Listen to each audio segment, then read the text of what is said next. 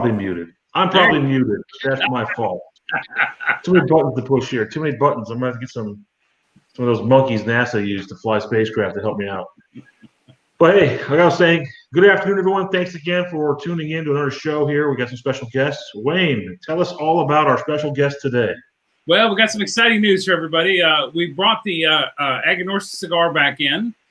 With us today is Terrence. He's their national sales manager, VP, just under the owner. And also Andrew, who is our sales rep. So it's exciting to have a new cigar in. Andrew, if you tell us a little bit about the company, the brand, the cigar, and then, Terrence, then we'll go over to Andrew. Yeah, since he's our rep, he knows what cigars we put in, and he can talk a little bit about the brands that we're carrying. So over to you, Terrence. Tell us about your company. So Aganorsa is a company that almost everybody has smoked the tobacco even if you haven't necessarily heard of us. So our primary business is we're one of the largest growers of tobacco in Nicaragua. We grow in all the major regions of Jalapa, Esteli, and Condega, and that's how we got into the business, and that's what we're famous for. We sell tobacco to people like Drew Estate, Fuente Newman, to many others over the course. The good people at Altadis that make Romeo and Julieta and Monte Cristo. But we also make cigars for other people, and we have our own proprietary brands. And so we've been putting more of a focus on the Aganorsa brands that we particularly that we own the marks to. And what we've been trying to show people is what's special about Aganorsa is the tobacco itself. Every company tries to differentiate themselves in a certain way. If you look at some companies kind of use cult of personality, it's about the owner, it's about his personality, it's about his charisma. Some companies are more lifestyle based. You think of, I always love Davidoff as an example. Who owns Davidoff? Who knows? But you think of elegance and the suit and the watch and a luxury lifestyle. And they've really bonded themselves to that image. And then there's product-based companies where there's something particular about the product that makes you special. And for us, it's the tobacco we grow. It's what makes us special. We use some of the best land in Nicaragua. We're using two seeds primarily, both Cuban seeds, Criollo and Corojo. Corojo is almost not grown at all in Nicaragua, so we're the only major grower of it down there. And then Criollo is more quintessential Nicaragua tobacco. So you have this synthesis between quintessential Nicaragua taste profile with our signature Corojo flavor. And also the people we use. We use Cuban agronomists that worked at the very upper echelons of the Cuban cigar industry. Gentlemen like Jacinto Iglesias, Arsenio Ramos, who unfortunately passed away 2 years ago on us now, Chandito Gomez. These are guys that collectively have more than a century of experience in tobacco, and their knowledge, our soil, our seeds, and the fact that from seed to ash we control the process creates a unique taste and aroma that only Aganorsa has. So I hope that wasn't too long of an explanation, but that's Aganorsa in a nutshell. We've got a great picture here of Chandito. Yes, standing out there, making sure that the finest leaves from artisanal tobacco growers are being taken care of. Yeah, he's still going strong at about I think he's 83 or 84 now, and he's got like a 25-year-old wife and a 3-year-old son. So I think he plans to live forever. That's what keeps him young. yeah, absolutely. Awesome. So when did you guys come out with your own front mark? What year? So we've had our back going all the way into the early 2000s. We've had proprietary brands. Like JFR, for instance, Lunatic. There's the new Cuba line that we have.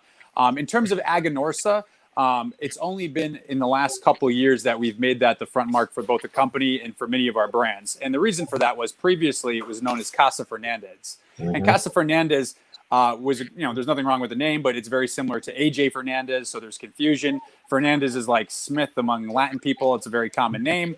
And then also it really didn't say anything about what's special about us. What's special about us is the leaf we grow. So it made sense to make that the trademark and to make that the logo and to really promote that image more than anything else. Awesome. Cool. So, Andrew, if you would, tell us about the brands we brought in. Tell our customers a little about what they can expect when they smoke them. Yeah, absolutely. You guys started off with the 3 core lines in our core Aganorsa Leaf brand. That's the Aganorsa Leaf Connecticut, Corojo, and Maduro. So you've got something available for all smokers, all strength and flavor ranges. The Connecticut, which I think Tom and Wayne are both smoking. Most people will find that very accessible from new smokers to experienced smokers. It's very mellow, very creamy, but it's got our signature Aganorsa Leaf flavor profile that Corojo 99 we grow really pops in that cigar. It's got a little bit of soft, sweet spiciness to it, but it's very nutty, creamy overall. When you move on to the Corojo, you step up a little bit in terms of body and strength, a solid medium. You get a lot more sweetness and just a touch of that spiciness that everybody loves from Nicaragua. And then we step up to the Maduro, which is a little unusual. Most people associate Maduro with strength, which is frequently misunderstood. And our Maduro, there you go, beautiful cigar, is a solid medium to medium plus cigar. Just about anybody can get into it. It comes through with wonderful notes of bittersweet, dark chocolate, and earth. And fantastic all day smoke, but a great way to finish the day too. Awesome. I like them all. I think of the whole line that we carry. Plus, we carry the Guardian of the Farm, the Night Watch, but the Maduro and the Connecticut are phenomenal. Awesome. Yeah, and the Guardian of the Farm is a really fantastic product for us. That's a much more Corojo dominant cigar. It comes across sweeter with not a whole lot of spice. Has a very nice earthy character to it, and it's very well known due to our association with Warped cigars and the Apollo size. And the Night Watch is a new variation on that blend with our proprietary shade-grown Corojo Maduro wrapper, which makes for a really unique, creamy, chocolatey smoke. And it's been an absolute killer for us. The brand is also named after the dogs we utilize to guard the fields in the factory. We use American Bulldogs because, one, they're more loyal than people, and two, they're not a common breed in Nicaragua, so it looks like a Yeti is coming after you if you're stealing something. It's like, what the heck is this thing coming at me? So it's a little bit more protected. And they take their job seriously too. Campeon was an interesting dog to meet. Yeah, some of them are a little bit more used to people coming around, so they're a little bit friendlier. But a couple of them, it's all business. They're not there to be pet. Yeah, they're to keep people out. Yeah, Try to figure out why you're there. So, Terrence, what is it you guys do with your tobacco that's different? I mean, what is there anything you can share with us that customers might be interested in? Yeah, so I would say it's a couple of things I touched on a little bit. One is especially the Corojo 99 seed varietal that really separates us. It's not commonly grown in Nicaragua at all.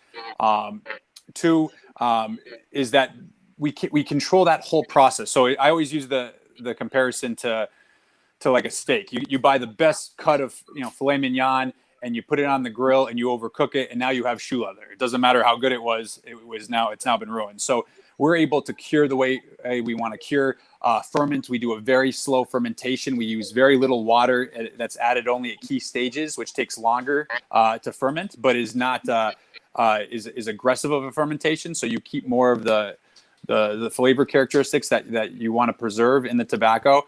And then aging and blending. So, I mean, oftentimes somebody says, oh, my cigar uses Nicaraguan tobacco or tobacco from Esteli. Well, we know what farm, what lot on the field it is, and all that information, which makes it much more easy to keep consistency, because otherwise, if you don't know what's going in there, it's a little bit hard to say. It's like wine. Well, there's Pinot in California. There's Cabernet.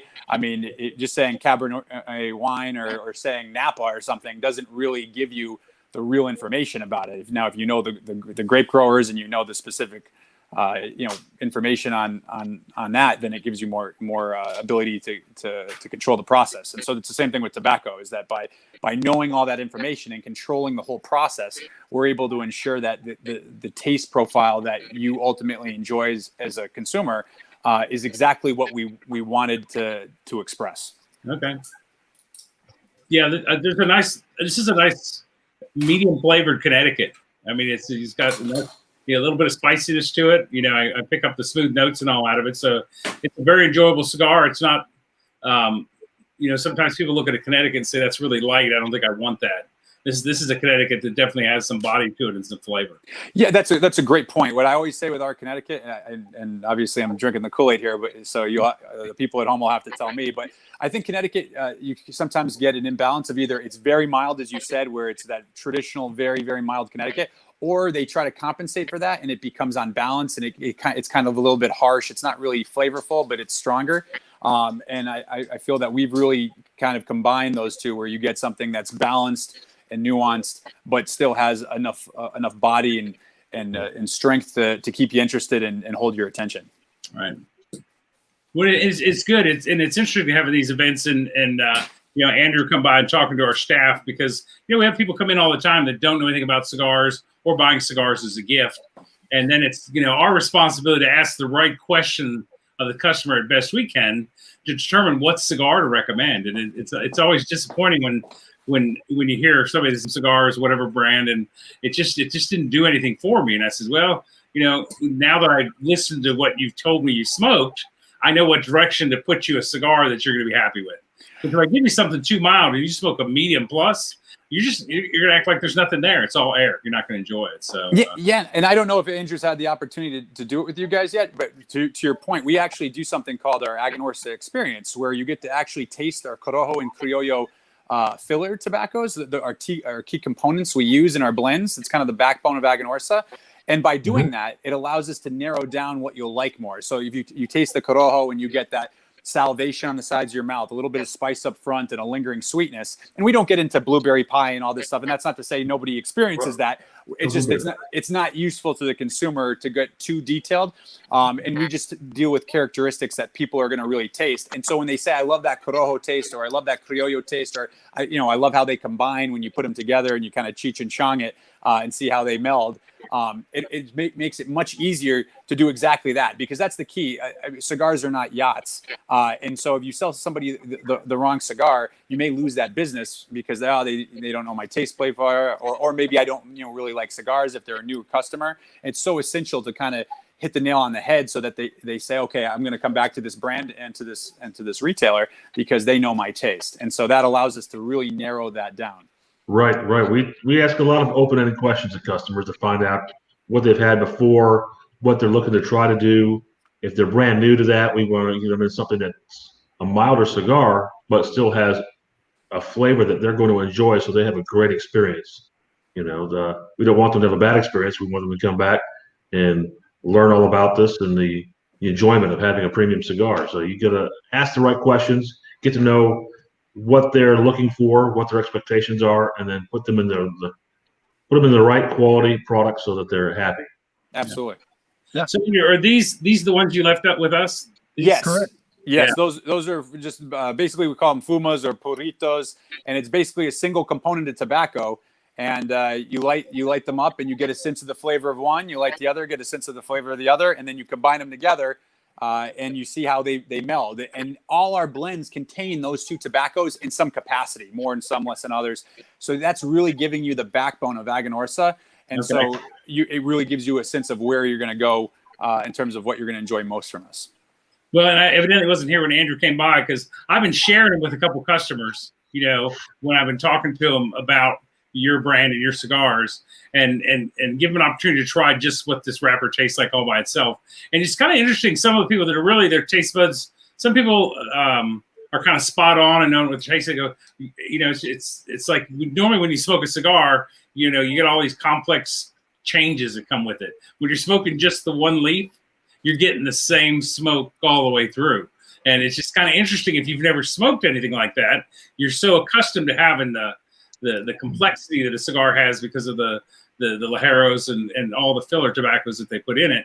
It's unique to try one like this. So it's been fun. I don't know if anybody else here has been sharing them, but I've been sharing them with a few customers. So. Great. It's great to hear. And I think what it allows you to do too is it's kind of like, I don't know how to play the piano, because a musical piece is a bunch of different notes. But if you just hit A sharp over and over again, I would start to pick up the sound. And so I'd say, okay, now in the song, I hear A sharp. So by isolating it like that, when they actually smoke the product, they start saying, okay, I taste that Corojo, And that's why I like the cigar, because it has that Corojo, and it kind of educates them as well, which is nice, rather than, because, even when you ask questions, sometimes they say things like, well, I really like mild cigars like Macanudo and La Flor Dominicana and Padron and Davidoff. And it's kind of like, well, I don't really know if I can, it's hard to narrow that down a little bit. So by saying, oh, I really enjoyed the Criollo taste, or I enjoyed the Corojo taste, it kind of gives you a better sense of whether they're going to like our product more.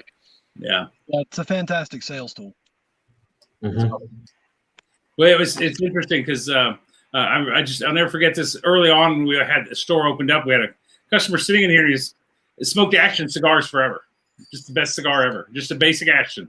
Yep. And he was telling me how they just don't make them like they used to. Well, I know Fuente makes it. The cigar is the same cigar. It's always been. It's phenomenal quality. So I asked him. I says, "Well, what's your favorite cigar now?" And he said it was the Opus X. And I said, well, no wonder you don't like the Action. I said, the Action hasn't changed. Your taste changed. Yeah, absolutely. That could be any further from in the same company, certainly, apart. Yeah, Totally. you're definitely talking opposite ends there. Exactly. Well, we'll have to get Andrew in the shop here to do I know we're still with COVID-19, not really doing events to say. It's been a frustrating year for us because we're pretty active in making things happen around here. We usually have something about every 2-3 weeks, and we're now 7 months without really doing anything at all. So we look forward to the day when we can get Andrew in here and do a nice tasting with our customers this way. We look forward to it. It's a great, like I said, honestly, it's one of the parts when I'm able to be at them that I enjoy most. It's great to see people that have been smoking 30 years or 40 years and have just said, I've never done anything like this. And we didn't invent this. I mean, there's other companies that do a really great job of doing Fuma experiences, but we kind of simplified it to 2 seeds from 2 regions, which really incorporate the backbone of our blends. And so it's easy enough for the guy that doesn't really know about Ligero or Visos to just sit there and get it, as well as the guy that's got the experience to still appreciate it as well. Right. I've got a good question here from a viewer. From Tim Davis. He wants to know our thoughts on the Aganorsa Cuban 109 Maduro.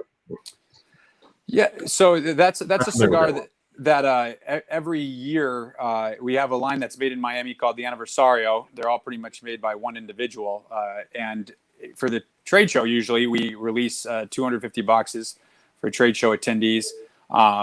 That are there obviously to purchase them. Everyone's rolled by the same roller. It's all by hand. And it's kind of just a special project that we do each year. This year, as we all know, there was no show, unfortunately. So we released them back in July, and fortunately they did really well. It was a cigar that utilizes our shade-grown Corojo Maduro wrapper, which is the same wrapper that's on the Guardian of the Farm Night Watch. So if these aren't really available anymore, but if you're interested in trying that wrapper, the Guardian of the Farm Night Watch is another opportunity to taste that wrapper. And you think shade-grown Corojo Maduro, but it was like some sort of marketing scheme, but it's really Nicaraguan Corojo that we grow under cheesecloth. It's called tapado in Spanish, and usually you would associate that with a lighter, wrapper color like Connecticut shade. But we take higher primings of the plant, the more thick leaves that are up on the higher part of the plant, and we ferment them for a longer process, and it gets that dark, rich Maduro hue. So you're getting that dark, rich Maduro hue. But it's still Corojo. So it's a proprietary wrapper to us, and it was on the Cuban 109, but it's also on the Guardian of the Farm Night Watch, which is a great cigar to try if you're interested.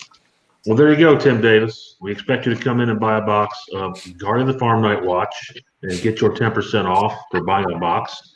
We'll see you in a few minutes. Great. Perfect. Sounds like a plan to me. So Now, do you guys do factory tours? So we do so far informally. We were actually in the process for early 2021 of doing them more formally, having trips down and things like that. Unfortunately, obviously with COVID, like right now, to even get to Nicaragua is a nightmare. You have to take a charter flight and you have to go through El Salvador. And I think you're on the Wright brothers plane or something like that. And it's kind of a disaster. So no tours for the near future, but definitely when we get back going, we'd want to do that again. We took our sales force for the first time in many, many years this past January. And even a lot of these guys, they've been to factories every year. They've seen farms, and most of them would say, "Wow, I've never seen this much tobacco. I've never seen this type of operation on this scale." So it's really an impressive thing, and we'd like to show that off to our retail partners and even potentially consumers. It's just a matter of when COVID allows us to operate like human beings again. Right. Because we typically take a group of our customers every year to a different factory. So we've rotated around, most all the big manufacturers, and we've repeated some that we felt were really, really good trips. So it's always nice to have a little something extra, a repertoire, some other company to go to, we tell our customers, hey, this is where we're going this year. And, they sign up, and I love it, because when you get people to get into the factory or into the curing process, when you see it happen, people, admittedly, cigars are expensive, but you wonder how they're as cheap as they are when you look at the amount of work that goes into that farm. And then you compound that with how much is in storage up on the racks that just sits up there for years waiting to become a cigar. You guys put a lot of effort into growing tobacco. No, it's amazing, and like even things that you don't really think about, as like putting on the bands. Like, you don't really think about the skill of putting a cigar band on, but that person puts too much glue on the band and it tears the cigar. How many times has someone come up to you and said, "I got a bad cigar"? Everything else was fine about it, but that was a little bit too much glue, tore the wrapper, and now it's a bad cigar. So everyone's got to do their job right, as you said, that to make an ideal experience. And that goes down from the guys in the fields, the factory, to the people putting them in the boxes and everything else. So it's to your point. Hopefully, we can get you down there at some point. COVID depending. Yeah, I look forward to it. John, we have any other questions come across? Not yet. Well, I got some questions for Andrew. You've got a favorite among the Aganorsa family of cigars? I have two favorites. It's kind of hard for me to choose right now. One is one of our core line cigars, and that is the Aganorsa Leaf Habano. It's a little underrepresented, which I think is a shame, because it's a killer smoke. Nice, soft, sweet spiciness to it, very fruity flavor profile. Delicious cigar. But the one that I have a hard time saying no to right now is this guy, the Lunatic Torch. One of our newest releases. It's actually a rebranding of an older brand for us. We pulled the old branding down and rebranded it, made it in 3 new sizes instead of the original Churchill only size. And I'm of the opinion that this is probably the best cigar we make. Okay. Oh. I'm a big. I'd say the cigars I smoke the most, because a lot of times when you're smoking, it's kind of like, how much time do I have? And I'm checking to see if it's consistent with the last time we smoked it. How is it? It's almost, again, nobody feels bad for this. It's not really work, but it's different analyzing a cigar than it is just sitting back and enjoying it. But I definitely smoke the Guardian of the Farm, the natural, quite a bit. Especially the JJ and the Rambo, those two, and then also the Aganorsa Leaf Connecticut Toro. I'm not even a Connecticut guy, and I just feel that is such a great cigar. It doesn't have any of that kind of, sometimes bitterness you associate with a Connecticut. So those are the 2 ones that I go to the most. I can smoke them almost any time. They go well with a coffee in the morning, or I can have them later in the day with something a little bit, a spirit of some kind. And they just really work really well. Wayne, you're smoking that Connecticut now, right? Yeah, and it's definitely a great smoke. I smoke a lot of Connecticut's, because I probably maybe smoke more cigars than I should in a day. So to me, it's all about the flavor, not the strength. So I love the taste, the flavor profile, but I don't want to be whooped up on. I just don't enjoy that. And then if by the end of the day, if I'm smoking a heavy cigar, I'm not enjoying it as much. I'm just not enjoying the flavor. So to me, the Connecticut wrapper seems to do really, really well for me. And I love it when they get a little more complex and a little more flavor profile. So I kind of hit them all. That's kind of my go-to cigar all the time. Now we've got another photo of someone from Aganorsa. I want to put him up here. It's Eduardo Fernandez. Yes, so Eduardo Fernandez is a really interesting guy. He's in some ways the traditional cigar industry story, in other ways completely different. And the way he's similar is he's a Cuban guy, obviously. Who left after his family, politely donated everything to Castro when he came to power, and grew up in South Florida. But that's kind of where the similarity ends. His family was not involved in tobacco. He went to Wharton School of Business. He became a VP of a bank in Miami. And what happened was in the 80s, he saw that Pizza Hut and Little Caesars and these type of pizza places were taking off.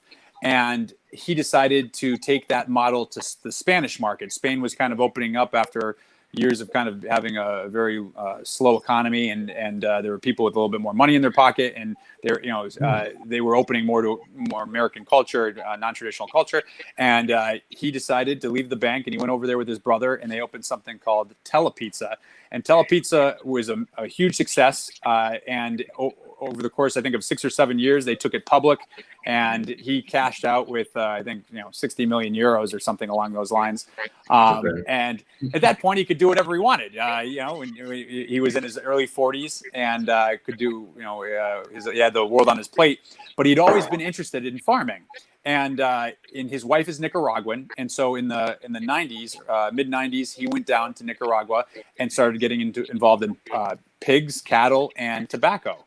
And on the tobacco side, because he didn't have the background, what he did is he went to Cuba and he hired retired Cuba tobacco execs. How he did this, who knows? But he brought over, as I mentioned before, several highly respected agronomists and farmers and guys that know tobacco really well in Cuba, and gave them the resources that they were kind of lacking in Cuba, especially at that time. The Soviet Union had kind of crashed not too long before, and Cuba was really suffering in terms of having the resources to produce what they had in the past. So you take these guys with these knowledge and you combine it with the resources of Nicaragua, and it really was a success almost right away. He did something that's almost unheard of in the sense that he started growing tobacco without a buyer. Almost nobody does that. When people grow tobacco, they always have somebody that's already committed to the crop, because once it's done, it's like, well, what do I do now? You need to have that. You need to pay the light bill. And he just started growing tobacco because he thought that if I have a good product, somebody will beat a path to my door. And it worked out. I believe the Oliva family were one of the first to purchase from us, and then it evolved from there. Then he got into manufacturing and wholesale, and it just kind of grew as a business. And Aganorsa, as an overall agricultural company, I think is the second largest landowner in Nicaragua behind Florida Caña, private landowner. Now, on the cigars, we have a good question here from Shauna. Do you have a preference on the type of cut you guys like to use in your cigars? V cut. I would say it's funny. I tend to pick the cap, actually, mostly. That's a habit when I was in the factory I got in the habit of doing. But if I do cut, I like the V cut. I feel you get the best of both worlds. You get that nice deep V cut, and you get good airflow. I don't like a punch really, because especially as the ring gauge gets bigger, it tends to channel the tobacco through a smaller exit point, and sometimes it kind of builds. I just don't like the flavors sometimes you get when you do that. So I'd have to pick a V cut if you force me. Yeah, that's I've got the SV cut here from Calibri, and I chose to use a straight cut for this one because I didn't want to go too far past the cap and have it unwind on me here in the middle of the show, which would be really bad. A nice flat, straight cut works perfect as well. So those are great cutters. Yeah, I remember always kind of a little funny thing. Sometimes years ago, we had some interesting reps in the industry, and they're all good friends like they are still today. But we maybe have an event at your store, and they would, and another rep would happen to be around us, so they'd wander in. And of course, they gave him a cigar, and I'd watch the rep purposely light it on the side to make it tunnel or canoe or just do all. And they used to seem to have a lot of fun doing stuff like that. So you can make the cigar accidentally or on purpose.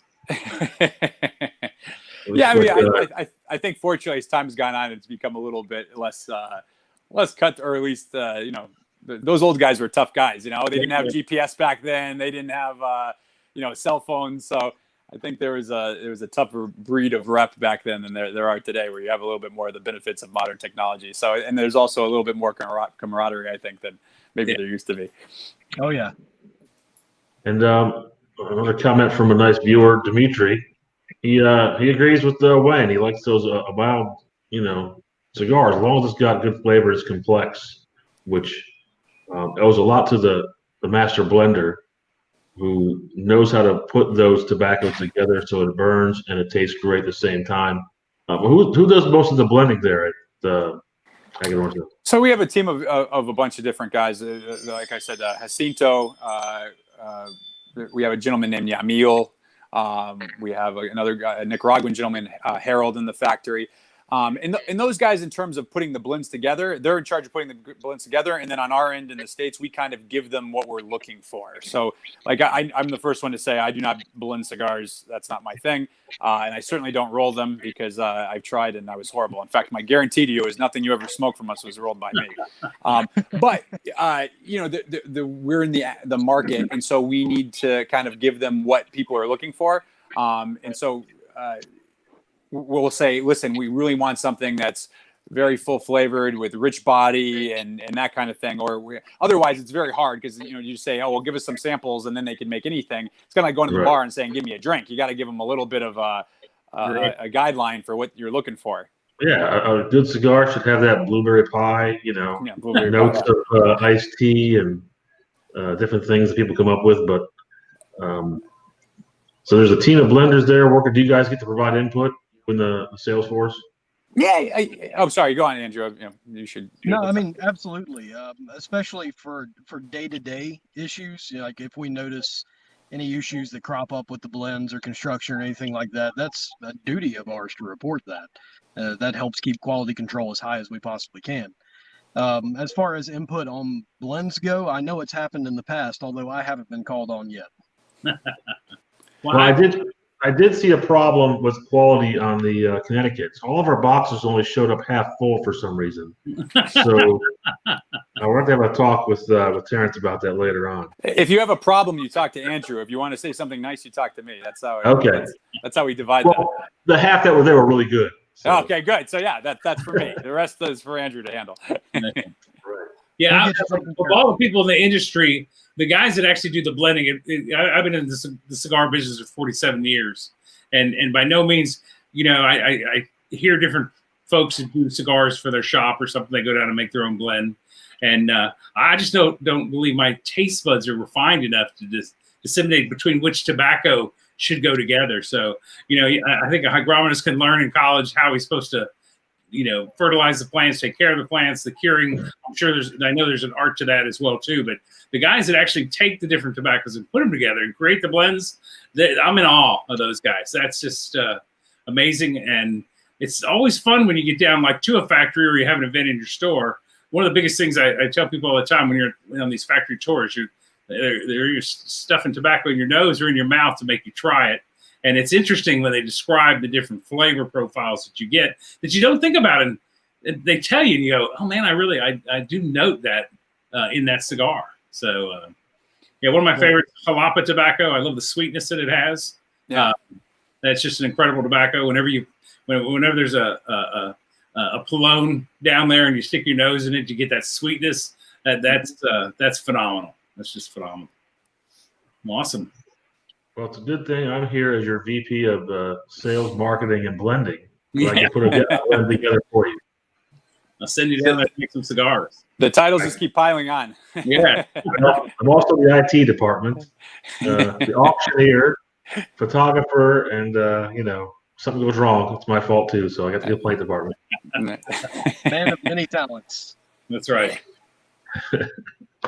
Well, that's pretty good. Now you talked about the Anniversario. We don't have that one in the shop, right? Is it available? No, I'm afraid you don't. It's sold out already.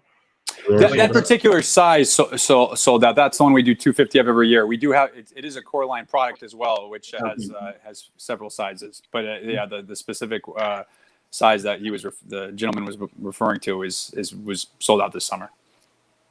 Yeah, so it's going to be interesting to see how your cigars do here for us. I know that there are a number of cigars we carry that are made by you guys. I think it's that 1875 Nicaraguan Romeo. Is that one that you guys make? So we don't, for Altus, we only sell them tobacco. We don't make any cigars for them, but we sell them. If they're not our biggest buyer, it's very close. Okay. They're a massive buyer from us of tobacco. So I don't know what goes in where, but they definitely use it. Okay. Okay. I know that Gurkha has used, I think, your stuff, haven't they? In Yeah, the Nicaragua and Nicaragua. the new one that they just came out with, the sand. Forgive me, I mostly keep track of what we do. So I'm thinking off the top of my head, what was the new one that they just did with us? And it's the Triente, the 30th anniversary. Yes. Okay. Yep. Well, it just goes to show that other manufacturers want the best quality tobacco, and it seems like Aganorsa Leaf tobacco is everywhere. Yeah, so that's a great that's one of the, to me honestly, the selling points to us as a company is that we work with so many people that really know tobacco, and like we were talking about before, blending and saying how like the guy picks blend C or whatever, and that's not really blending. But some of the guys we work with absolutely go down and they create blends and they smoke through pilones and they truly create something from our tobacco. So these guys really know quality tobacco, and the fact they choose us is really meaningful. It's like I call it heirloom tobacco when I talk to customers, because some of the best cigars that they love are all featuring Aganorsa Leaf tobacco, and it's always some of these guys, they know what they're doing. They've got the best and most knowledgeable growing guys, so they're making the finest tobaccos. That's why everyone wants Aganorsa Leaf tobacco in theirs. And then I show them the actual cigars that you put your name on. You say, "This is a cigar," And that process is so crucial to our success. The best cigar that somebody's never heard of is one they don't smoke. So when you introduce somebody to somebody, and that's really what's important to us about ensuring that you guys have our support in terms of having Andrew work with you guys for whatever events or staff trainings and doing things with the FUMAs, because that process that you just described is how we stay in business. Is that you introduce it to somebody, to the right person, and that person enjoys it, comes back and buys more, and recommends it enthusiastically to others. And that's the whole game right down in a nutshell. So to your point, thank you for doing that, and we hope to provide you with the support that makes it worthwhile. Well, yeah. So far, it's been going pretty well. Hopefully, we'll see Andrew here again soon. It won't be long. That's good. You're going to be joining us on our Sporting Clay fundraiser event. Is that right? I sure am, and I'm looking forward to it. Okay, good. That's going to be a good time. We'll have some more information out to all you guys soon about that. It's our fantastic fundraising event we do. We did one this year in June. It was great. Great turnout. It's a Sporting Clay shooting event, and then we do this fantastic barbecue lunch cigar social afterwards here at the store. And everyone said they had such a good time, they couldn't wait to do it again. So we only have I think 6 slots left, Wayne. Oh, so, okay. And I've already got people that want those. So we're first come, first serve. So Terrence, you got to get up here and join us with that. When is it again? October 22nd. October 22nd.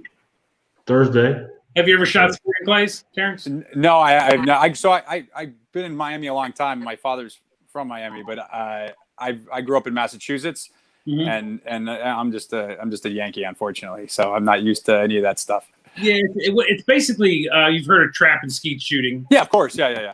It's basically it's like golf. You go to different stations, and they basically throw the clay pigeons out like they're wild game. So sometimes the clay pigeon will jump on the ground like a rabbit, like a covey of quail, or they'll come across a little pond like a duck would. And so you're shooting in like real live hunting type situations. Every stand is different. You're not sitting in one spot shooting the same direction all the time. Oh wow! From all over. It's exciting. It's fun. It's intense. That's awesome. It's an instinct thing. If you're a good hunter, it's more instinct. You're not really aiming.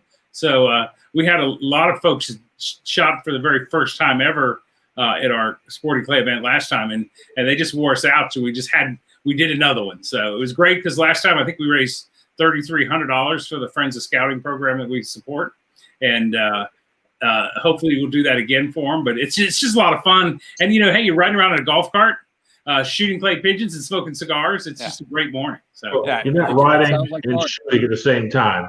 You have to get out, go to your station. Let's make that very clear. This is the Wild West. Have the fun out of it, Tom. Well, there's rules and safety, and But it's a great event. The shotgun and the ammunition, the shells are provided. So you're back here for probably what's going to be the best barbecue lunch cigar social you've ever been to. Yes. It's just something we're trying to do to make an event for our customers when really nothing's happening. We're outside. I think it's reasonably good social distancing. We have kept it a limit to 50 people. And then we take all the precautions back in the shop where we set up extra seating areas and tables so that people aren't sitting all with each other for lunch. So we're doing our best to be aware of what's going on around us and still trying to get people out to do something. And I think that's what made it the most fun is people had been locked up for quite a while already. And it was the first time they kind of opened things up just a little bit. So we're excited about it. Yeah, I think people are looking forward to doing stuff like basically anything. But that sounds like even more fun. Even under normal circumstances, that sounds like a lot of fun. Never mind people being locked away for God knows how long. Right. Yeah, everyone had such a good time. So it'll be great to have Andrew out there, and hopefully Terrence, maybe you can break away and get up here. We'll see what we can do. Sounds all good. Right. Well, gentlemen, I appreciate you guys coming on and sharing the little information about Aganorsa. Andrew, we appreciate you coming in and bugging Tom to put the cigars in. So, we have a big humidor. We have a lot of cigars. So we're excited to see how this one goes. No, we appreciate your support. Thank you so much. Yeah, I'm happy you decided to wedge me in there. I really appreciate it. Well, we had to. It was a wedge. We had to really squeeze it in there. A crowbar. Yeah. So, again, it's good to have them in there. People seem to love them. So thank you for your persistence in bugging me. You're welcome. Well, gentlemen, that's it from me. Any last parting comments? Someone's phone ringing. We better get that. All right, guys. I'm good. I just wanted to say thank you. Yeah, thank you again. We appreciate your support. We look forward to working with you guys. All right. Thanks everyone for tuning in. Appreciate it. Wayne, Andrew, Terrence. Everyone, you guys have a great week. All right. Take care, guys.